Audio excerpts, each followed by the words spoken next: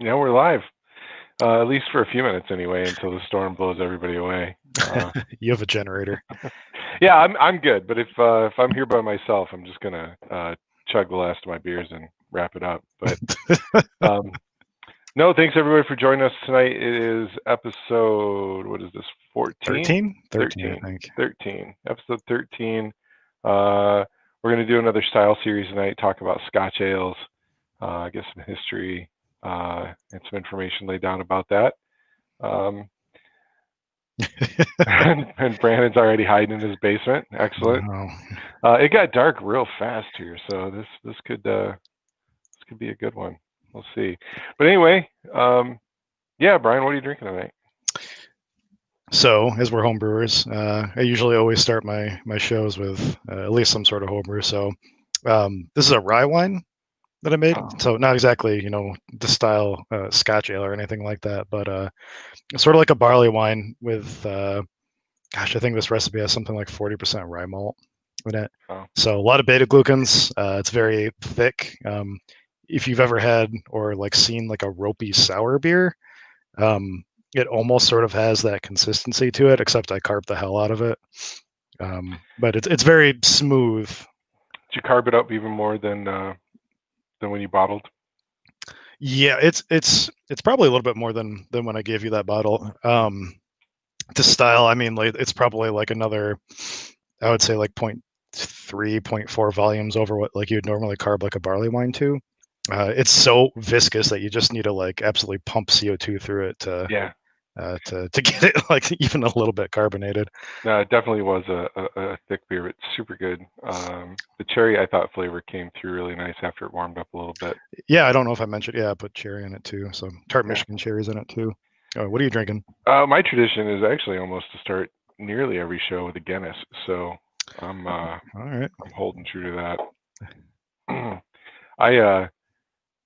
I am slacking, as I said earlier today. I'm falling way behind on my beer chores, so all I really have in homebrew wise is my blueberry milkshake Nipa Which is and named Little Lad because berries and cream, berries and cream. I can't remember the next line. I'm a little lad that loves berries and cream. I'm a little lad loves It's its berries and namesake. cream. That's right. But I have so much other beer, beer in kegs and in storage, and beer in carboys that needs to be kegged and carbed, and I just need to get off my ass, get that stuff done. So The more you do it, the more you package it, the sooner you can drink it, which means the sooner you can make more beer. Right? It's a never-ending pipeline. exactly. You just gotta do it. And then I've got the ideas to do the pineapple milkshake IPA, and I've got my packets of Philly sour came in, so I can be like you and Brandon. I've got so much more beer to brew. And Jordan has some packs too. Yeah. You guys will notice that Jordan isn't here. He may pop in. He has some dad duties tonight, so if he can pop in, he'll pop in. In the meantime, if there's anybody that had any interest in popping into and talking about Scotch ales with us or whatever else, I mean, feel more than free to ping us or whatever, mention it in chat, and we can shoot you an invite or something. The more the merrier, always. So yeah, I threw a post up before the show. I don't know if you saw it, but yeah, if anybody has any love of Scotch ale or knowledge on Scotch ale, then yeah, by all means, come on in and hang out with us. I went through my freezer or fridge, keezer and fridge earlier today. I don't even have any Scotch ales in the house to drink. I thought I had to have some backwoods bastard hiding around somewhere. No, couldn't find any. I have a barrel aged Scotty Karate sitting downstairs that I grabbed. I might try to open that in a little bit. That's a wee heavy, I believe, right? So yeah. So we'll get to that. It's like the kind of strong bastard of a Scotch ale. So we're gonna dig into Scotch ales, which I have to say, I know you said it's one of your favorite wintertime wee heavies especially, but beers. yeah, like and they're it's, I feel like it's kind of a dark horse sort of forgotten style, right? Like even if you look in the BJCP or BJCP guidelines, you'll notice that there's not like a lot of example beers for the styles, especially like the Scottish lights. and which I think is sad because they're I wouldn't call them like refreshing beers by any means necessarily. They're usually like pretty rich, and they could be like a little bready, or a little biscuity. Um, I think I was doing some research prior to the show, and Michael Jackson, like the late British like beer and whiskey writer, he called them enwrappingly full-bodied and malty. So yeah, I don't know whatever That's enwrappingly means, but yeah. that's the kind of, I kind of think of Scotch ales and this style as being like, the anti IPA. Every IPAs are all there to highlight the hops, and you get the hop bitter and the crisp finish. And Scotch ales all seem to be the malt and the different malt characters and things like that. And they're just big, in my opinion, kind of heavy malt bombs. Which they have their place. I'm not opposed to them like I am barley wines, but it's just They're not my favorite go-to. Yeah, they're very much like English beers, right? You don't see a lot of English milds around or anything Right. like that. And they share a lot of similarities because there was a lot of importing and exporting done between them and Britain back in like the 1800s and 1900s and stuff. So we can talk about like history a little bit. Um, cheers, cheers. Yeah, what's everybody else drinking out there? Uh, we gotta all be drinking something in order to deal with listening to us too. But I'm probably drinking too hard. so a lot of the history that I found really dates back into like probably the mid 1800s. Um, so uh, as people probably know, the Scottish are big like whiskey, distillers, and they always have been for a while. A lot of the malt that's grown for like whiskey and stuff is grown in the northern part of Scotland, or at least was. I don't know if still is, but a lot of the barley that was grown for beer was grown in southern Scotland, and one of the more prominent kinds I think we still use today is Golden Promise. Hmm. It's like the traditional like Scottish malt. So it's really like biscuity, and I think it's a little bit darker actually than like normal two row. Um, Scottish beer in general sort of has uh, that sort of caramel looking color to it. It's maybe like a light brown to a dark brown, depending. And we'll kind of get on that. There's some interesting things as far as the colors go, as the styles kind of change for Scottish beer. But um, supposedly, and I couldn't find like a strong source to verify this, but supposedly, um, uh, it's really difficult to grow hops in Scotland. I don't know if you stumbled across that too. Yep. I've actually, Um, I found more of that, I think, when we were doing the IPA show. But yeah, I read that a couple of different times. It's hard to grow in the northern. I think it's too wet. yeah, there's a lot of rain. There's a short harvest period, potential for a lot of disease and stuff like that. So traditionally, before a lot of like hop importing was done, they were using all sorts of other ingredients for balancing out that malt sweetness. And I think heather was Yep. was a popular one. I see heather mentioned a lot. Um, I'm sure there's some other things too, but part of that is sort of like it's kind of why it's assumed that Scotch beers or Scottish beers are a little bit sweeter, or it's more appropriate for them to be a little more sweet, even the really really low ABV ones. Um, yeah, Excuse me. Yeah. no, you're fine. Um, and it got to the point um, where some of the beer was so sweet. And this kind of it brings us into like wee heavies a little bit. We'll talk about like the shillings and stuff like that in a second, and that sort of like connotation. But some of the beer was so strong and so sweet that they would pour little like nips of it at a time, and it's assumed that people would like to take little nips, like maybe 6 ounce pours of this beer, and drink it with whiskey to sort of balance out like the harshness from the whiskey. So a little bit of a sweeter beer with a little bit of a alcoholic bite for the whiskey, and sort of drink those together. Not necessarily mix them together, but maybe Yeah, actually, I think they did. There, in my research, I found a lot of historical cocktails even that were made with traditionally made with wee heavies mixed with a whiskey or um, a scotch. But I got a little far off field on that when I started going down yeah. a rabbit hole. Um, but yeah, I was sneezing earlier when I wanted to affirm like what you'd said. That this was pre hops, and when they were using more grit style beers with herbs to balance out the sweet notes, and um, and I think what I had read was that they just kind of led into these malt forward, malt heavy, uh, you know, Scotch ales, and they've been around for 1,000 years. Like one of the older styles of beards. Yeah.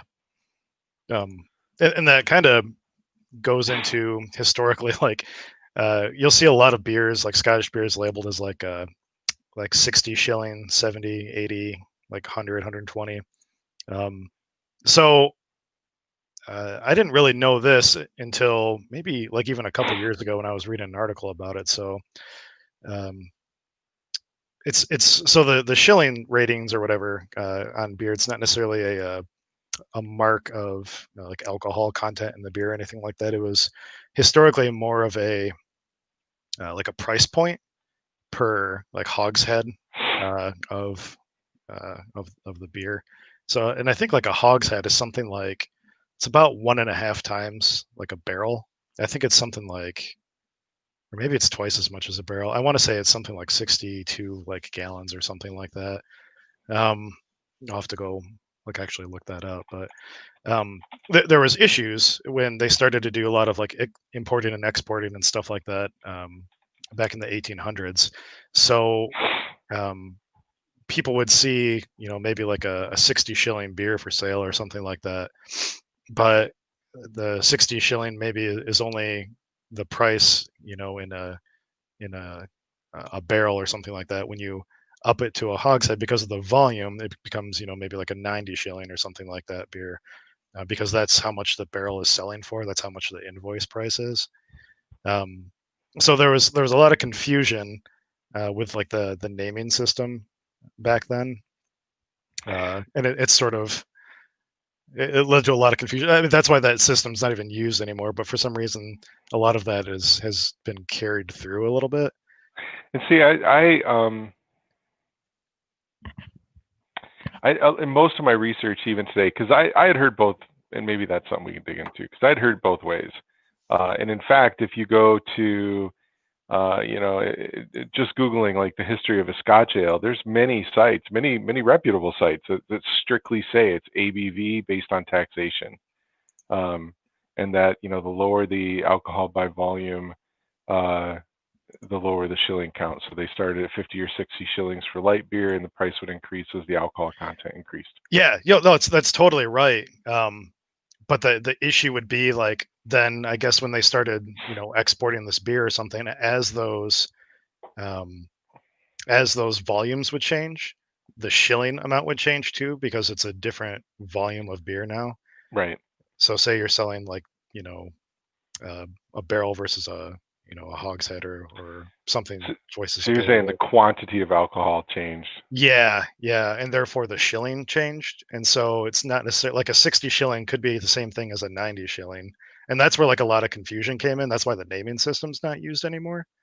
I Gotcha. think it used to be okay when it was all sort of like local and stuff like that. Um, but yeah, like you going like the ABV stuff again because I'm probably going a little bit off. No, it was just that. It was what I read in the research that I did on it, was the 50, 60 shilling beers were considered like the session ales, 2.5, 3.5% alcohol by Mhm. volume. 70 to 80s in that 5% range, and then your 90 shillings, your wee heavies. That's where the wee heavy came in. Was the strong Scotch ale or wee heavy at 90 shilling was your big imperials, your 10%. Mhm. And uh, and so the the historical practice I read about was it was strictly determining the beer's tax race based on its alcohol content. But I didn't get into anything about changing the size. When they moved from, like you said, from a hogshead to a different barrel like size, an imperial barrel or an something. imperial barrel. Yeah. I didn't stumble across that. So it's interesting. Ultimately, And so the reason that the naming system is discontinued is really because of the. It's confusing as fuck, right? It's just the two of us even reading about the history Right. of it is bullshit. Yeah. So yeah, exactly. so now there's really like 4 styles that we really care about. There's Scottish Light, Scottish Heavy, Scottish Export, and Wee Heavy is kind of an outlier. We The heavy and BJ, Scottish strong, right? yeah, the BJCP considers it like a British strong ale. Right. But yeah, Those are the 4 that I had were Scottish heavy, Scottish light, Scottish export, and strong, which I think counts as the wee heavy is fitting there too. Jason's agreeing with you a bit too. Jason is agreeing with me. Sorry, I've got too many screens. No, you're fine. He's I think he just exited his screen. Yeah, so the higher the shilling, the higher the ABV, and that's totally correct. That's what I understand too. It's just that as from what I understand, again, as volume amounts changed and stuff like that, when importing and exporting, a 60 shilling maybe was not a 60 shilling anymore because the volume changes. I'm not explaining that really right, but yeah. A higher There's shilling, much, higher alcohol. much more to be read up on there. So but breaking it down into the BJCP categories, they still kind of follow the same thing. They do. You get lighter beers, kind of more of that easy drinking session ale versus the stronger ales. The color variations can really span, even light to dark, even within your Scottish light ale. I saw examples or the SRM, so I just shut down all my windows and then knocked myself off stream, so I lost all my data. But yeah, the SRM rating can even range pretty high in any of them, from a light color to a darker amber beer. But typically, it's going to be a malty, fruity, estery, low hop profile British beer or English style beer. So, what have you heard about peat malt in Scottish beers?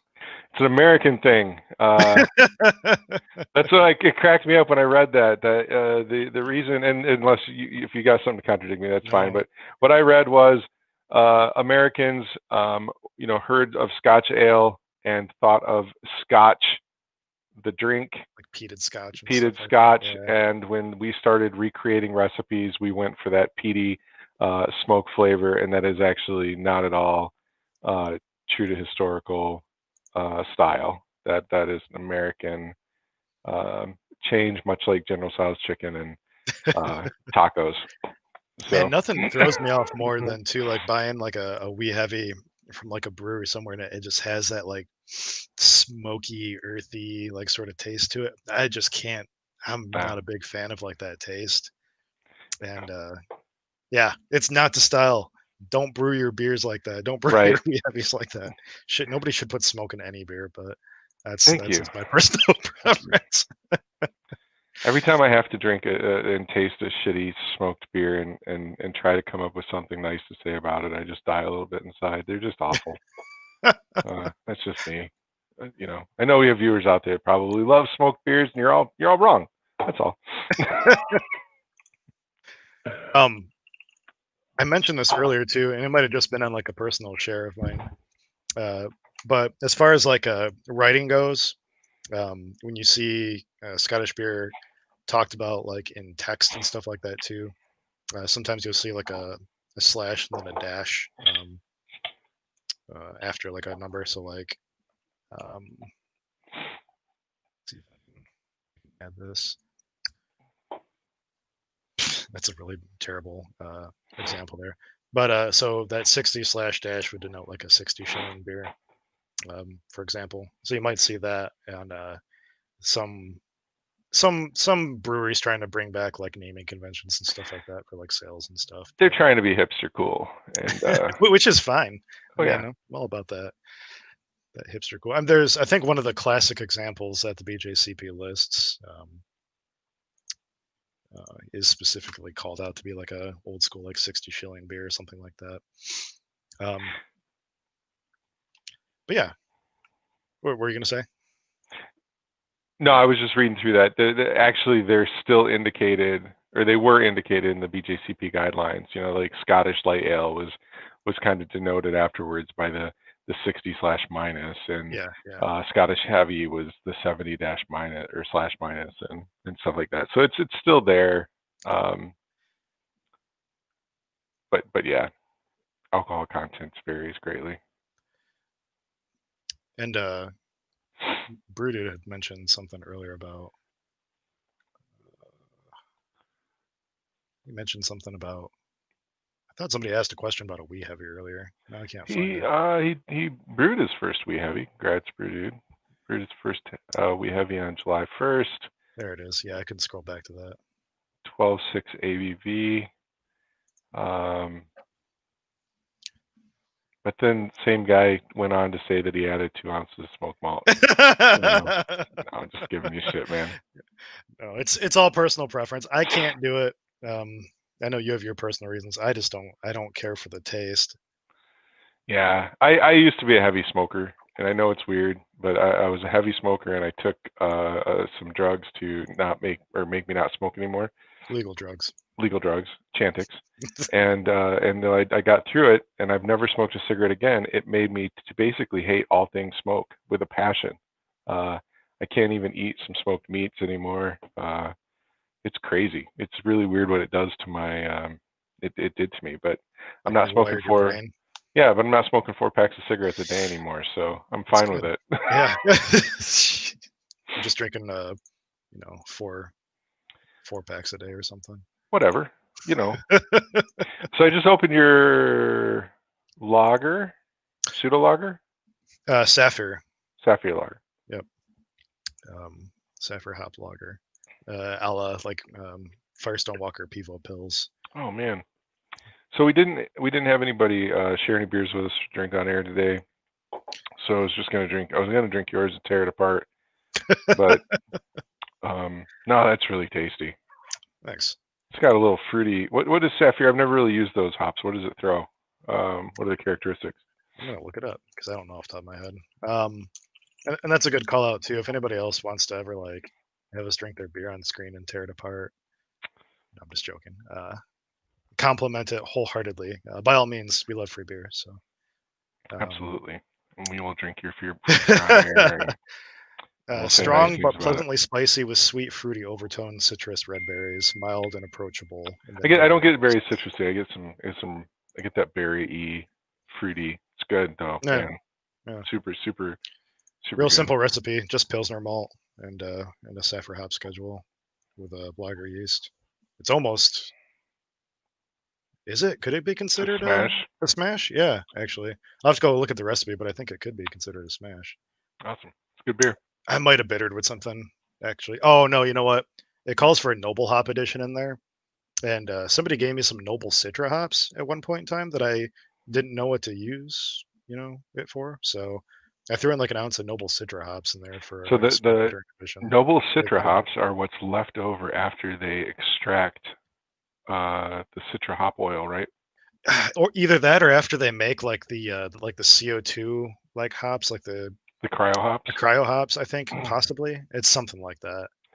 So I knew it was. They're super low alpha. It's basically Citra leavings that don't have the high alpha content, but still have that good Citra aroma flavor. So good for late edition hops, right? Yeah, I want to call it a marketing ploy. Honestly, just using up leftover. It is. Crap, absolutely. But I mean, it works well and it tastes good. And if it's cheap enough, like I keep buying it. So we're jumping off topic again. So back to the Scotch ales. So some common Scotch ales you see here in Michigan are of course going to be Backwoods Bastard, and then you mentioned Dark Horses. I just lost it. Scotty Karate. Scotty Karate. Thank you. Um, And the barrel age version. I don't see a lot of breweries though really doing a lot of the Scotch style ales. I've never seen a light, an export, or a heavy at all Yeah, ever on tap. I don't think I've ever bought one. It's always a wee heavy. I think around here locally, I think a couple of craft breweries in Kalamazoo. I know One Well had, I think, a Scotch ale at one point, going way back. I think I've seen Pawpaw do it, but yeah, don't really see a lot of people making it or brewing it. I mean, I should back up. In the club, it seems like we have quite the following of people that brew Scotch ales, and I know McQuillan's always doing them. Yeah, yeah. I still think wee heavies are probably more common, even like in home brewing and stuff like that. Right. Um, I'm going to be the guy that says it. I don't think I've ever actually brewed, a light export or No, a I heavy. honestly haven't even brewed a wee heavy. I haven't brewed any of the Scotch series. I've used, um, some of the yeast. Yeah, Patrick was correct. It was it was a Oh Q-tip yeah. there. Right on. Um, I've used some of the yeast that's typical for it, but I've never actually brewed it to be, a wee heavier Scotch ale. I I'm glad you brought up yeast, because that's one thing I didn't take a lot of notes on before the show, but it's one of so Scottish yeast is like one of my favorite yeasts to use for like just about everything, but besides maybe like an IPA, and even then I just haven't used it for one. Um, so Scottish yeast tends to not attenuate super high, in my experience, and it tends to not have a very high ABV tolerance. Usually it's around like 10%, and maybe like super low 70s attenuation, if that. So something like Imperial Tartan is what we have around here. I'm not sure what like the Omega or White Labs numbers are right off the top of my head. But because like the attenuation is a little lower and the ABV is a little lower, it makes it super predictable for really high ABV beers like wee heavies, or I like using it for imperial stouts too. Um, the reason being is that I can um, mash a little lower, like a 148 to 152 or something like that, at a moderately high ABV or original gravity, and I know uh, within a couple points probably every single time where my final gravity is going to be, because the yeast are going to die out. So if I want to brew, a 10.5% beer or something like that, because you can always squeeze out like a couple extra percentages above a yeast's like attenuation. Typically, I find, especially if you do like a nice pitch and oxygenate it really well. Hmm. Um, I like targeting maybe around like 1035 ish for like my like Russian Imperial stouts, and tartan gets me there just like almost every single time. Um, Yeah. just because I know it's just gonna die off. It's not gonna attenuate past it or anything like that. No, It's a great, and yeah, the flavors are great. I I can't say like high using enough. tartan for stouts. Um, I've even used tartan. I have actually used tartan for a black IPA, just because it's what I had on hand at the time, and I do use it typically for starts or stouts and stuff. But yeah, tartan's great.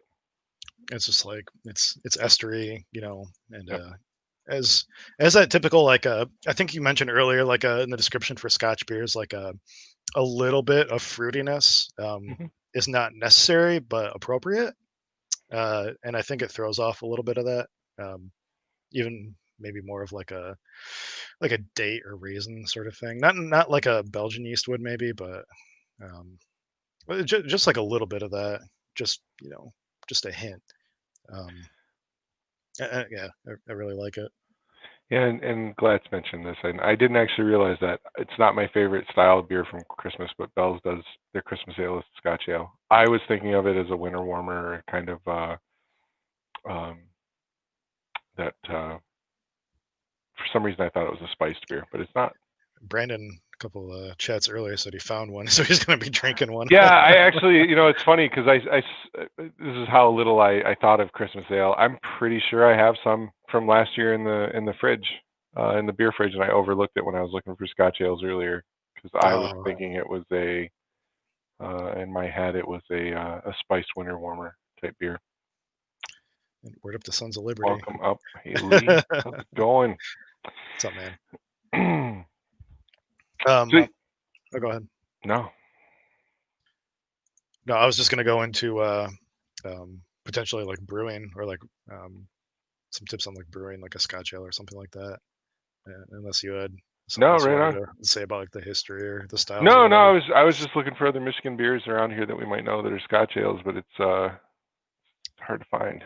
I know. I'm trying to again. I think that goes back to just how little they're brewed, and they age really well too. The wee heavies do. I don't think I've ever had like an aged, lower ABV Scotch ale, one of the the main recipes or anything like that. But the wee heavies age super well, in my opinion.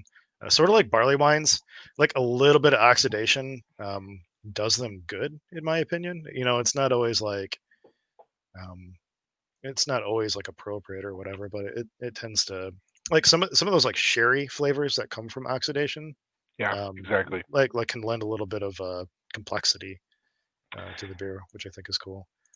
Brandon, you're gonna have to tell us how that 2017 Christmas ale is and how it holds up because I'm pretty sure if I don't Better have years 28, too. yeah, I was thinking about it's probably pretty old. But yeah, let's go into the brewing. So Brandon's actually asking about your winter wee heavy recipe. Oh, that's funny because I actually have it. I wonder if I can just share Beersmith and we can talk about it real quick. Let me see if Yeah, I can pull it do up. that. You can throw it up as another view.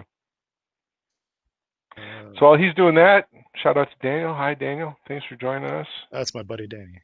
And the 2017 is pushing it. Nice.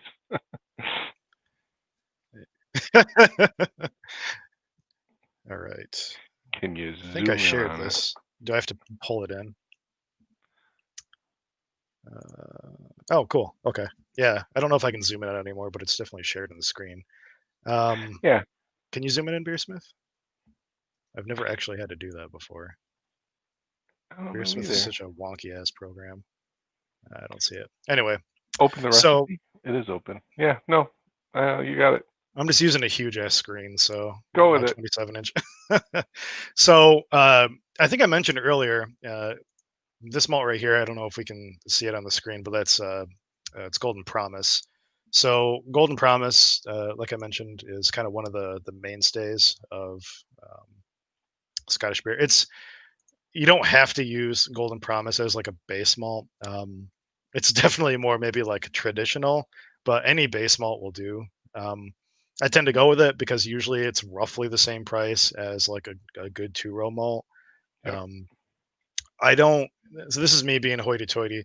I don't tend to brew with Breeze malt much anymore, or like the cheap stuff that you can pick up at like Bell's or whatever, or like the Viking malt. Not that it's bad malt. Like I've made award-winning beers, with Breeze and stuff like that. Um, lately, it's just that I'm trying to branch out more, and No, I think it's cool. Some of the malts that you've been trying have definitely been neat and interesting and stuff. But for those of you that can't really plan out your brew day so far in advance, like Mr. Steven, yeah, um, I tend to buy in bulk too. So yeah, I'll buy a 55-pound sack of Golden Promise, and then that's all I'm using for a while. Or um, Thomas Fawcett Pearl Malt or Veerman like Bark, Pilsner or something like that. So, but yeah, mostly um, a Golden Promise base. And I'll see if I can put the recipe up on our Facebook page too and stuff like that. But a pound of flaked rye. This is a 5.5 gallon batch, by the way. About a half pound of honey malt, and then some black prince and some pale chocolate, mostly just for color. Black prince is a dehusked um, black malt, so much like the Carafa special malts, It's just there to add a little bit of color and try to not lend that extra astringency. Yep. And pale chocolate, I just like anything that's going to be a little bit darker. I like adding pale chocolate to. I think that of like out of all the malts that I've ever tried to sip from, or aside from Carafa Special 2, that tastes kind of like chocolate milk to me. So I always just try to add a little bit of that here and there. And in fact, I'll even add it to um, like blonde beers or something like that occasionally, just like an ounce or something like that. It'll barely change the color and just sets my beer off like a little bit from other people's. And I don't know if we haven't done a presentation on this yet, as far as like competition brewing or anything like that. But that's one of those tricks of the trade is setting your beer off a little bit where it's not inappropriate for the style but tastes different. Yeah, in the competition presentation we did, I think we talked about kind of going with bigger, bolder flavors. That kind of lends to that, you know, adding that little extra something just to Yeah, kind of tweak their taste buds, especially if you get later in the flight. so that's my tweaking, especially if you go later in the flight. Yeah, that's a good Yeah, call. And then Kent Goldings. I like Kent Goldings a lot. I use like for my rye wine, yeah. I could use like a bigger like Magnum or something like that for my bittering, but instead I tend to just go and use like 2 or 3 ounces of like Kent Goldings just because I I don't know. I think EKG there's is some my most used hop, I think. I think there's some complexity to using a lot more of a low uh, uh, alpha acid hop than Yep. using a little bit of a high. That's totally you know my head logic and has no scientific backing or anything like that. But that's what I do for a lot of my beers, and I don't know. I think they usually turn out okay. And then obviously tartan yeast. This says one package. I usually just type that into Beersmith, regardless of how much I'm pitching. I think for these big beers, I usually do something like um, like a 2.5 liter starter or something like that. Just a heck of a lot. Um, this was my third rendition of this beer. I don't know actually how accurate this is. It's the estimated ABV is only about 8.5%. And I've definitely done versions of this beer that um, have been a higher ABV. I don't know if I've actually brewed version 2 or version 3. Like this is 9.2 or something, but yeah. So there's a trick too that I think a lot of people end up doing with wee heavies, and I'm not sure how appropriate this is for like Scottish like lights or heavies or exports. Um, but what I've seen recommended and what I've started doing in the last couple of years is I will take, um, I want to say I'll pull about a gallon of wort, maybe about 30 minutes through the mash. So most of the starches are probably converted by that point. And as the mash is going still, I will boil that gallon of wort that I pulled until I can boil it down to about like a cup of fluid, just a nice thick viscous cup of fluid. And near the end of my mash, I'll just pour that back in Hmm. um, as I'm mashing out. And I think it's supposed to add like a nice, rich, like caramely, malty complexity, which I think is more appropriate for wee heavies than it is maybe for like a Scottish light or something like that. Um, but if you go and look at a lot of like the national homebrew competition, like winning recipes, at least a few of those will recommend doing something similar. Interesting. So yeah, so I've had good luck doing that, and I think it's added some good flavor uh, to the beer. So yeah, that's something to look into. Yeah, Um, I might. I'd be interested to try that. I might check out a wee heavy myself now. I've been thinking about it for a while. It just Before I started making this rye wine, it was probably one of my favorite, like strong, like high ABV beers. I don't brew high ABV beers much, just because um, sometimes they take a little while to get through, and I tend to brew a lot of beer. I'm looking at my pipeline right now, and I think I just brewed my 28th batch, 5-gallon batch for the year. Nice. So I'm just trying. Yeah, I mean, I'm just pumping out beer this year. I think this year I'm up to probably 8 or 9. I keep my notebook and it's downstairs, but only probably 8 or 9. But my big year was 2018. I think I brewed 56 batches. Holy crap! How Yeah, do it you was. even? Yeah, I don't even know how to go. Oh, you used to bottle a lot of that beer though, and just like I, keep it on the shelves and stuff, yep, didn't you? I bottle a lot of it and just give it away. Yeah. Yeah. No, there was one at one point in my fermentation chamber, say that loosely, aka the bathroom in the basement. Uh, I had a picture somewhere. I had 6 beers and 2 meads going at the same time That's pretty in good. in fermentation. Yeah, I was pumping out, but I usually brew big before Homebrew Fest, which got canceled. I brew big for competition, which everyone got canceled. Um, so, and not having the basement this year has really put a damper on my schedule. So, basement's almost done. I'm gonna actually have the Keyser with kegs on tap, hopefully in a month or two, and then I'll get back into brewing big time.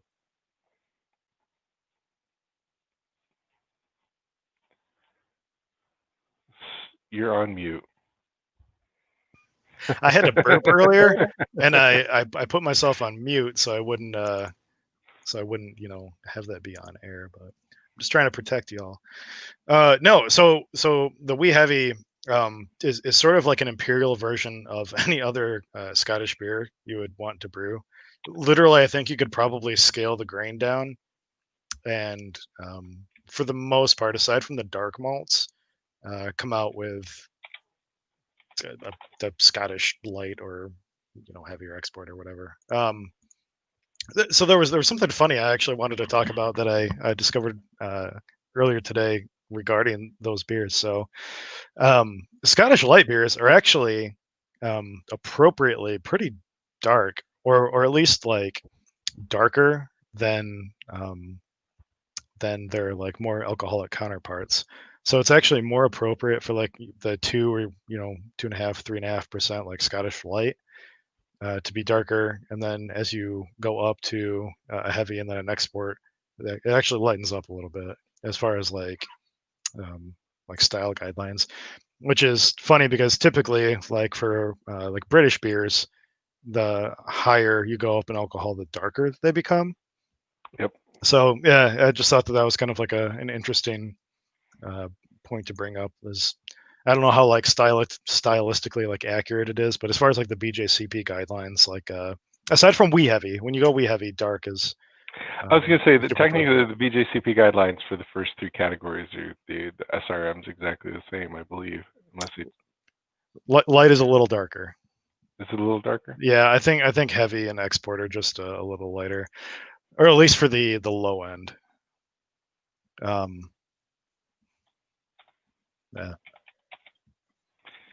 Well, yeah. Oh, that's pretty cool. I'm gonna open another beer real quick. Don't mind me. Yeah. I kind of figured this would be a short episode. Sometimes sometimes the episodes like that deal with maybe not as popular or maybe not as I don't know. So no, I mean you're absolutely right. They're going to run a little bit shorter. We were trying to line up a couple of guests for this week, but the scheduling conflicts with some of the guests I think are going to push them out later in the week. We also had originally planned on only doing 3 episodes a month because we were going to fit in a homebrew meeting. That homebrew meeting got canceled, I think, for the rest of the year. So now we're back to fitting 4 episodes in. I can't use my fingers. We'll just have to have like a bullshit episode every month. Right. So So yeah, there's gonna be some extra there. And then to be honest with you, when we're sitting there talking about style series, like we look at the styles that interest us the most. Like we can do probably 2 or 3 hours on sours. it's gonna be a long episode. We definitely want to Right. do it, but we don't want to like maybe we'll have to break out kettle sours and like Right. American sours and And the same thing. Like traditional. I feel strongly about the different fruited beer styles and lagers. I think is going to be another crazy big episode just Mhm. because they're gaining in popularity now that we're getting more of these Vike pseudo lager strains, and homebrewers are doing more lagering, and even you're doing tasty fucking lagers. Crispy But boys. yeah, there's going to be some short episodes on Scotch Ale, and I don't have a lot of good things to say about some Belgian ale strains when we get to that episode. When's Not the that last I have time any you brewed a bad things. Belgian beer? Uh, so I did a cherry double, sorry. I did a cherry double in I think 17. I won a medal with it, and then I brewed a couple more, but I won a fruit beer medal with it. And then I think I brewed a couple more after that, and I just never kind of hit that high again. I should have just stuck with a fruit beer. When I actually I took fruit out and just went with the Belgian style, and they weren't as good. And it's just not my favorite style to drink. Again, that kind of malty, spicy, Oh yeah. where Scotch ales are just kind of the malty, sweet. The Belgian ales are more of the malty, spicy. Um, No, I totally get it. I if I bring that want up. malts, I want stouts. I want earthy dark malts. I don't want you know sweet. I don't like English, or I'm sorry, barley wines either. So although your rye wine was good, but I almost count that as a fruit beer because you put the cherries in. They were That's super true. delicious. Did you ever have the original rye? It's hard to say rye wine. I don't think I did.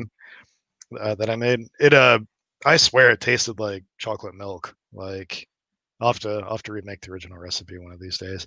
I did this because I just it was calling for cherries the first time I made it. I'm just like this is Yep. this has to have cherries in it, and I wanted to try it. And now that I've done it, it's fine. But I got to But do that original again. going back to the show though, I think we'll we do have some good guests lined up. I was talking to another couple of breweries today that are both interested. I don't want to give away names yet, so we'll get back into the brewery guests. And I'm really looking forward. We had a great turnout last week with our home brewer episode. I know Brandon's in chat, so I'm really looking forward to digging into some more homebrew recipes. Home brewer, Neither of us can talk tonight. home I'm only brewer. one beer in, man. Like I don't know what the deal is. I think I should just do it. I think Patrick said earlier and just switch to scotch. I know some people comment they'll want to see what we're drinking too. So this is You gotta turn your fade off. I know I'm reading the can. Thanks to Jake Downey. It's a Hidden Secret Cove by Hot Butcher. Citra and Rakau hopped milkshake double IPA brewed with pineapple, strawberry, banana, coconut, and vanilla. Holy crap! So Hot Butcher is amazing, and but I don't think I've ever had anything from them that wasn't a double IPA. or triple or But yeah, all they do yeah. are these crazy double IPAs. But they're one of the few that like never misses. Honestly, I feel like Yeah, I don't go out of my way to get the beer because I can't find it up here. But if Jake ever wants to mule some back, and I'll buy it from him or something, like I always take him up on it. yeah, it's been good stuff.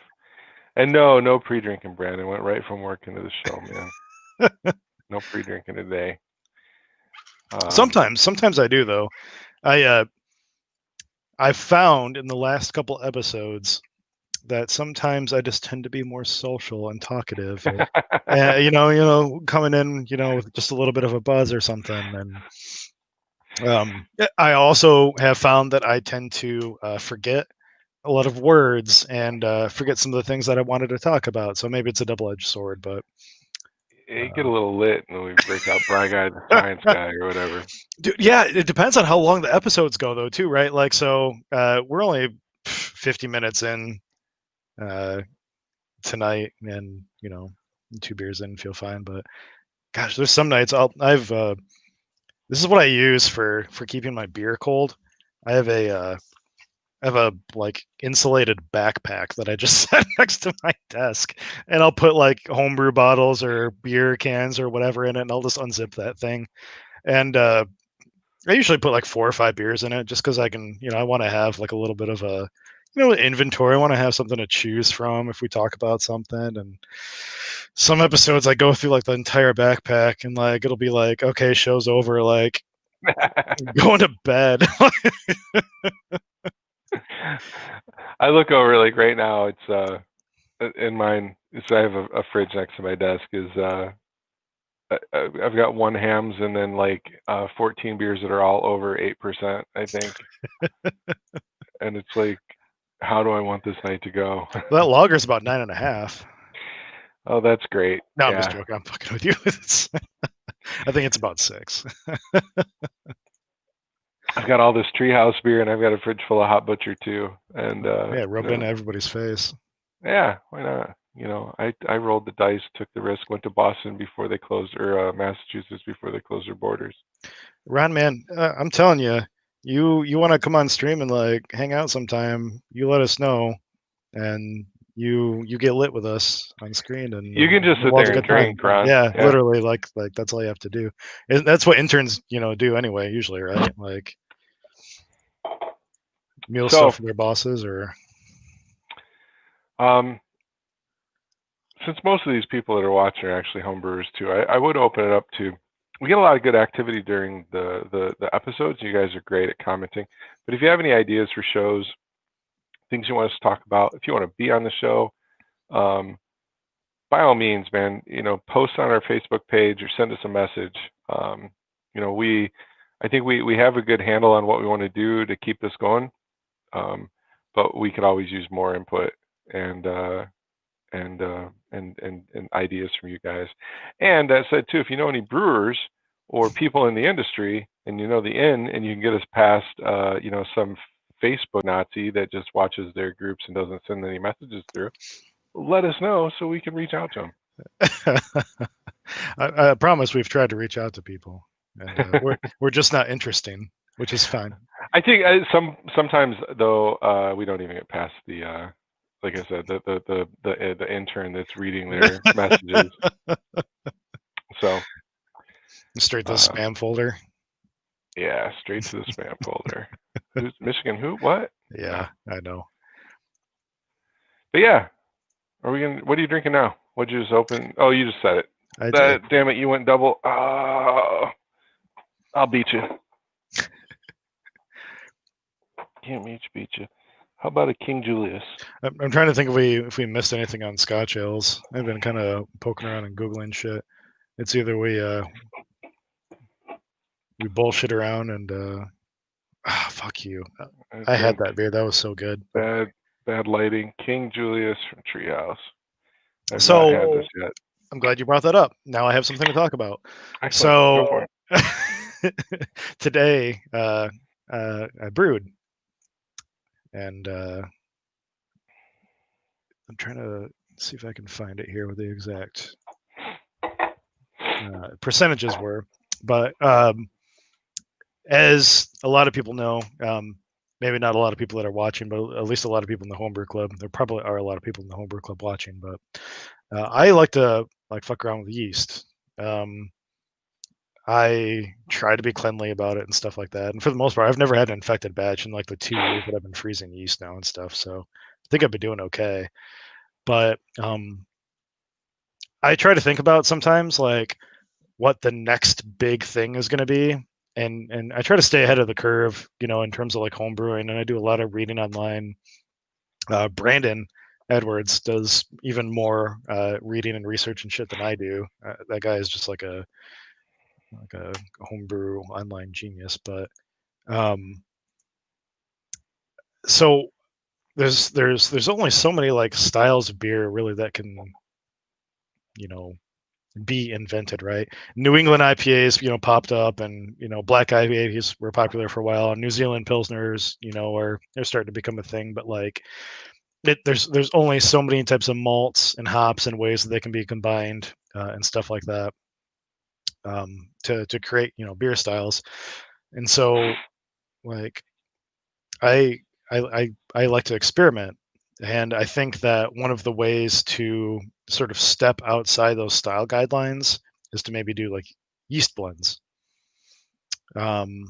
And from what I've read, it's theorized that Treehouse uses a blend of yeast, mostly an English yeast, but with a little bit of wheat yeast and a little bit of Hefe yeast too. It's something like 95% like English, 3% wheat, and 2% Hefe, something like that. Pretty close. So I decided to give that a shot, and I made the closest thing that I could find to a Julius clone, which there's a lot of different like opinions on what that beer is online.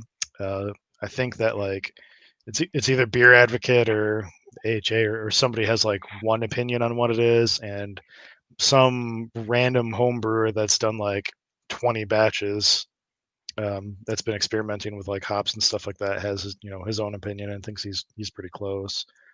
And I went with that one just because I don't know, I trust people's flavors. Yeah, he's the one drinking it all the time, right? Like the first time I've ever had Julius was literally 2 weeks ago. You're So welcome. yeah, thank you. And it's mostly his recipe was Citra and Apollo, and it's the opposite of what I would consider to be like a Midwest New England IPA. Like Does it say on the can? I don't think it does. Um, Hang and on. I was talking with my buddy Peter Bentley about this too, not too long ago, about like some of the hops that they use in some of their beers. And they on their website they'll usually give like broad descriptions. Like they'll say like loaded with Australian and American hops or something like that, and with a description like that, you can usually assume that there's like Galaxy or Vic Secret or something like that in it, at least. Yeah, you're right. The verbiage on a can of Julius is very vague, and it could be on the can of 99% of the New England IPAs on the market. So, but the recipe that he came up with, and I think it's probably pretty accurate because tasting Julius, it's. Well, let me step back for a sec. Do you remember how in the beginning of the episode, or somewhere in the middle, I don't know, whatever, we talked about peat malt, and you were like, it's the fucking Americanized bastardization of like a Scottish ale. yep. Like, I feel like, and maybe I've mentioned this on stream too, but like, I feel like New England IPAs have played the telephone game as they've traveled from the East Coast to the West Coast, where Treehouse and Alchemist and those guys sort of started creating these beers, and somebody a little bit west of them heard about it, maybe hadn't tasted it, created their own version, and then somebody a little bit west of them heard about it and created their own version, and it kept going and going and going and going until you get to like California, and you have like a New England IPA that's nothing like what you would taste in Vermont. I feel like that's a little bit like what's going on, because Julius is a little more bitter than what I think like you'll find recipes call for online for like traditional like homebrew New England IPAs. Like often like no bittering additions, really high chloride to sulfite ratios. Um, and you get into something like this Julius clone, and there's more sulfates than chlorides. It's like 150 to 100 parts per million for like the water profile, which I know you don't mess with right now, but we'll get you there. I'll get you there. Why fuck with perfection? And there's like a bittering addition, and it's like it's more of like the old school like IPA hop schedule. Like there was a 60-minute edition, a 20, a 15, a 10, but then there's the new school, I guess I'll call it, like a Whirlpool edition too, where I whirlpooled 6 ounces of hops for a good half an hour. At I think I chose like 120 degrees, which is a lot lower than I usually do. But again, it's an experiment. It's like an ever evolving shop. But then I use that yeast blend. So even I did it wrong, admittedly. So what you probably should do if you're going to make a beer like this is probably just measure out the yeast percentages by weight and just dump it right into the beer. Um, I did that and then I stepped it up, which probably threw off the percentages. But I think that's Yeah. part of the fun of like brewing now. Like there's only so many, clone recipes or recipes that you can create on your own or whatever that like um that you can do before it's like, well, I mean, I don't want to follow a recipe anymore. I want to just see what comes of something. So I stepped up the yeast and it smelled a little heavy, like it had just a hint of banana or something to it. No, Do you I get smell it. that I on that do. beer? I do. And a lot of people say like they say because I did some reading on Treehouse, and it's funny you brought it up, but I think the flavors that they came up with were like melons and bubble gum, Bubblegum. and Yeah, perfect. and I get that, and so I do get that those yeasty kind of European-y fruity,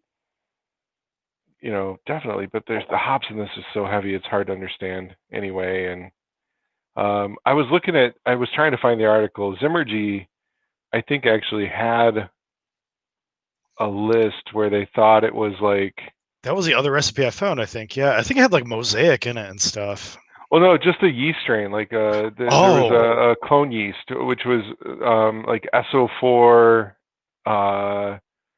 and then T58 or something like that. And yeah, T58. Yeah, yeah. There was like these three, but it didn't get a It was like playing with a combination to try to find out what it was, um, and that T58, that's the Hefe yeast, right? that's the wheat. Or the Is it the wheat. wheat? I think that's the wheat yeast, and the Hefe is like or no, maybe I have that backwards. Maybe that is the Hefe, and then the wheat is WB or something like that for wheat beer.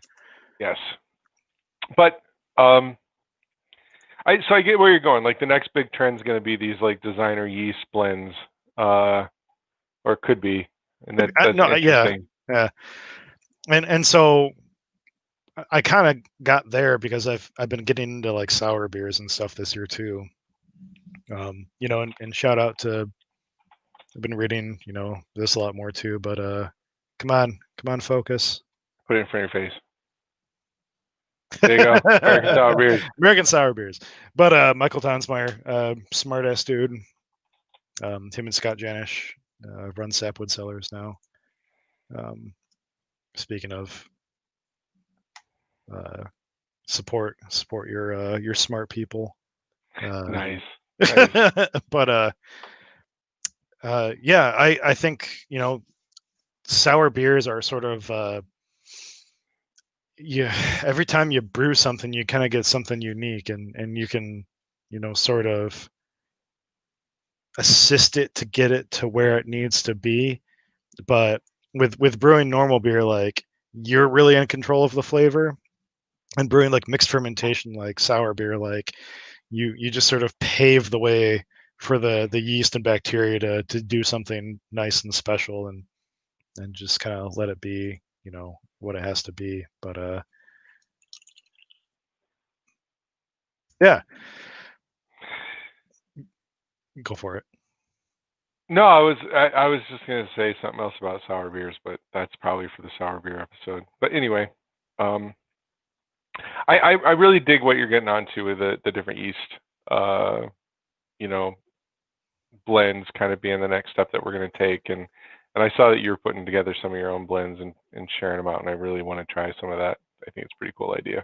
Yeah, even going so as much as I'm not a super huge Belgian fan, but like I think maybe like maybe a little bit of like just a Belgian phenolic thing like in some beers could be like a little fun. Um, a little bit of Belgian phenolics in a wee heavy maybe. I don't know. Maybe. or maybe going like a just a little bit of Heffy and like a Belgian quad or something. I don't know. Yeah, I don't know, man. It's just I don't know. I think that'll be fun. But sorry to get off topic and No, talk for you're a little fine. bit. I know it's the end of our episode, sort of. So I figured I'd splurge for a little bit and We get on we what have we're these going on. But basically. There's not that many out there. The people that like them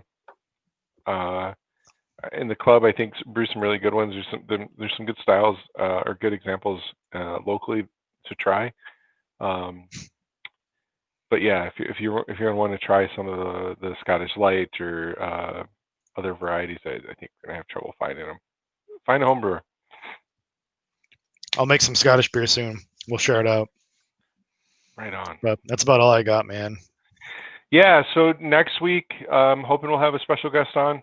As soon as I get confirmation, I'll put it on the Facebook page. But like I said, if anybody wants to put any ideas or comments, feedback on the Facebook page, feel free to do it. Regardless, we're going to continue to do this fun experiment. Now, this has been 3 months.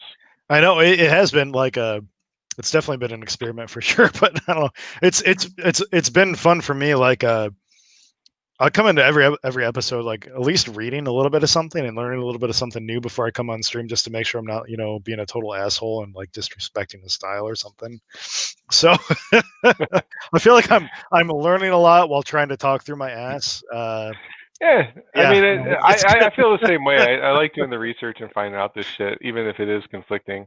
But yeah, we're not doing this for money or for glory. We're just doing it to have fun and drink on camera, and that's working. I think So, we've succeeded at that. So, yeah. All right. So yeah, all right, cheers, thanks for guys. tuning in. Thanks for hanging out with us, and we'll talk to you next Monday. All right. Have a good night, guys. Have a good week. Take it easy.